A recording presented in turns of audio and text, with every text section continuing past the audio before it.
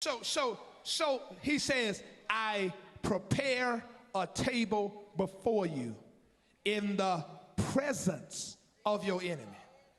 Now, preparation requires a process. Preparation is not something that happens right away. It's a process. In other words, the table must be prepared in order for the recipient of what is brought to the table to really enjoy it. So when God says, I will prepare the table right in the midst of your enemy, it's necessary that your enemy see this. Now, what's important now, you have to realize you're going through the process, because while your enemy is attacking you, they're often mocking you, saying, look at what you don't have, and you trust in God and you ain't got this. But you got to remember that God is working behind the scenes, that your table is being prepared. You may be going through process and don't even realize it. Break it down, Pastor. Well, when you look at it, God says there are three things I must do to the table to prepare it. Let's look at it.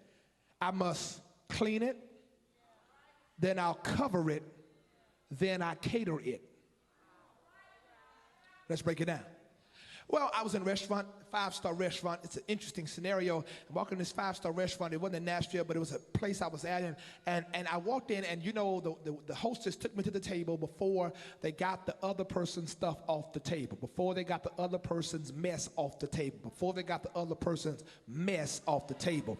And so I'm waiting for the table. I'm going to sit down where somebody else's mess is. But I noticed that the expediter was hurriedly wiping off the crumbs and wiping off the mess of somebody else off my table. You got to hear me. God says, this is what I do. I got to get the mess out of your life before I bless you. I got to get the mess out of you so you don't cuss like they cuss, so you don't get low down like they get low down. Somebody knows God will create within you a clean heart and renew within you a right spirit. Purge me with hyssop and wash me that I may be whiter than snow. Somebody know God's got some Ajax for your attitude. He's got some Lysol for your lifestyle. What can wash away my sin? Nothing but the blood. So God says, before I bless you now, I'm going to have to clean you up. But then I noticed something interesting that happened.